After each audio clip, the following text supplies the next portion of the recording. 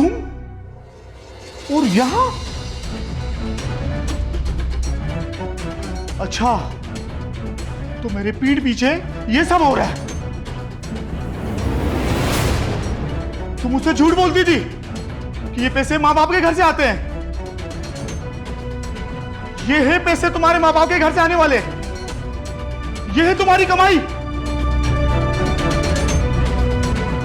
तुम मेरी बीवी होकर मैं जिस्म बेचती हो। मुझे आज तक ये कमाई खिलाती रही तुम।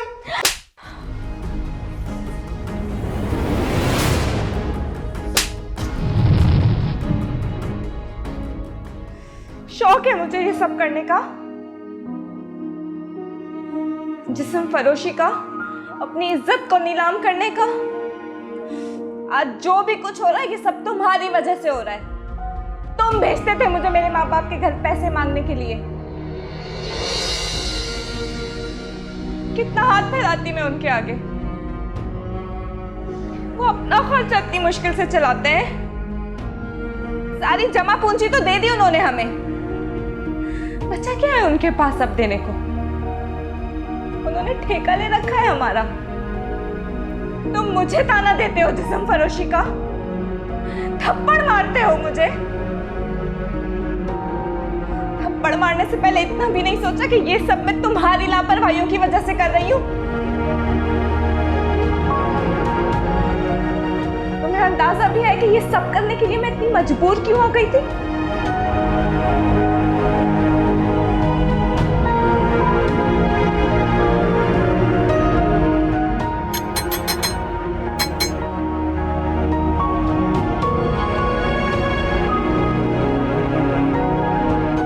बीबी, आपको अंदाजा तो हो गया होगा कि मैं आपके दरवाजे पे आके दस्तक क्यों देता हूँ। इस दफा किराया जमा नहीं हो सकता। अगर थोड़ा सा वक्त और मिल जाता तो। बीबी, जब से आप लोग आए हो ना, मैं तो तरस गया हूँ हर महीने किराया लेने के लिए। आखिर ये सिलसिला कब तक चलेगा? काशान की नौकरी नहीं लगी है, इसलिए परेशान है। अरे तो वो खुद कहाँ छुप के बैठा है? वो सुबह जल्दी चला जाता है। जब उसके पास काम नहीं है तो वो जाता कहाँ है सुबह सुबह? नौकरी ढूंढने। ओ बीबी, मेरे पास ना किराएदारों की कमी नहीं है। मैं 3 दिन के बाद आऊंगा और पूरा किराया लेके जाऊंगा, ना कि किस्तों में।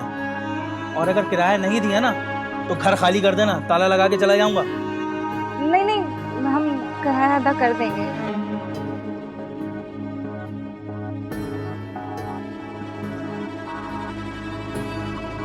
इस मर्तबा तुम्हारा और सिर्फ तुम्हारा लिहाज रखते हुए जा रहा हूं। 3 दिन बाद आऊंगा।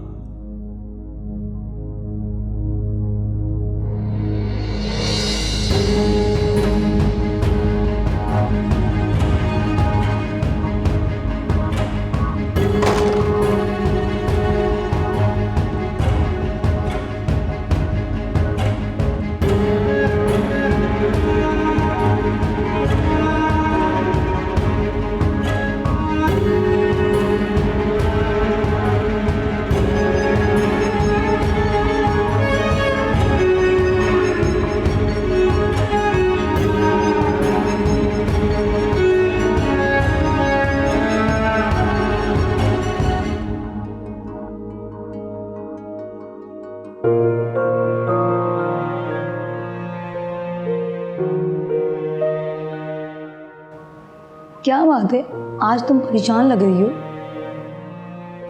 बड़ी मुश्किल से मेरे दिन कट रहे हैं। माँ बाप से पैसे मांग मांग कर थक गई हूँ। उन्होंने अपनी हैसियत के मुताबिक मेरी मदद की है, पर आखिर कब तक मुझे और काशान को पालते रहेंगे? मुझे अब उनसे मांगने में भी शर्म आती है।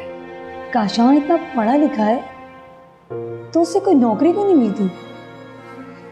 यही तो सारा झगड़ा है। मैंने उससे कहा कि कोई छोटी मोटी नौकरी कर लो। कहता है कि मैं कोई छोटी मोटी नौकरी करने के लिए पैदा नहीं हुआ हूँ। जब तक कोई बड़ी नौकरी नहीं मिल जाती नहीं करूँगा। मैं देखती हूँ कभी तुम अपने माँ बाप से या कभी किसी और से पैसे लेकर अपने घर का खर्चा चला रही होती हो। ये सिलसिला बंद कर दो।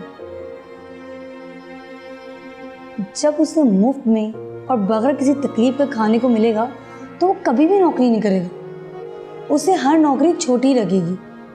कुछ दिन भूखा रहेगा ना तो उसके अकल ठिकाने आ जाएगी और वो छोटी नौकरी करने को भी तैयार हो जाएगा।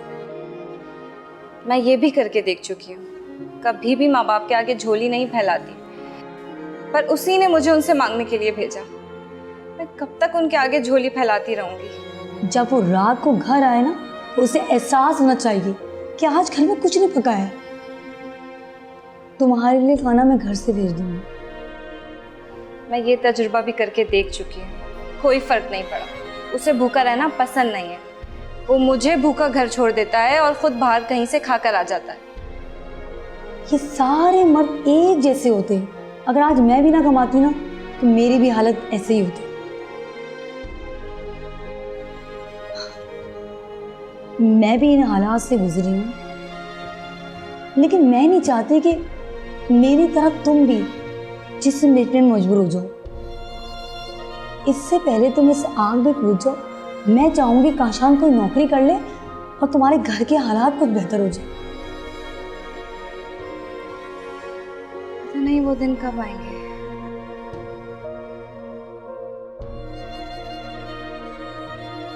तुम चाय पियो।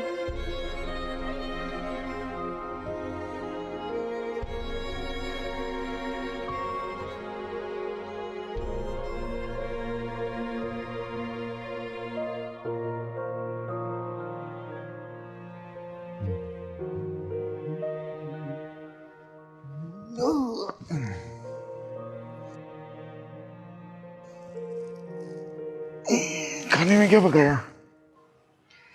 जो देकर गए थे वही बना है। क्या मतलब? मतलब क्या? घर में कुछ नहीं है जो पका है। तुम पैसे देकर गए थे जो मैं राशन लेकर आती। तो पहले कहाँ से आता था? इससे पहले कहाँ से आता था तुम्हें नहीं मालूम? अपनी माँ से लेकर आती थी, कभी जरूरत कहकर और कभी उधार कहकर। और ये बात वो अच्छी तरह जानती है कि उधार एक बहाना है। ये रकम मैं कभी अदा नहीं कर पाऊंगी। देखो, मुझे अभी शदीद भूख लगी है और मुझे खाना चाहिए बस। तुमने कभी मुझसे ये पूछा है कि मैंने दोपहर में कुछ खाया है कि नहीं? वो मुझे नहीं पता। जाकर देख लो, किचन खाली पड़ा है। तुम शायद मजाक के मूड में हो और मैं संजीदा हूं। मैं मजाक क्यों करूंगी? घर में कुछ था ही नहीं, इसलिए मैंने कुछ नहीं बनाया।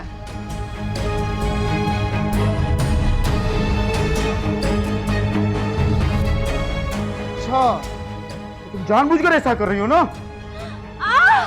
बात छोड़ो मेरे! बात छोड़ो!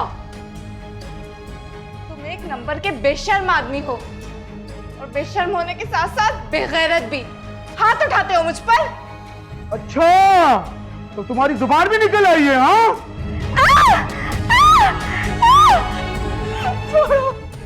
हमेशा बकवास करती रहती है।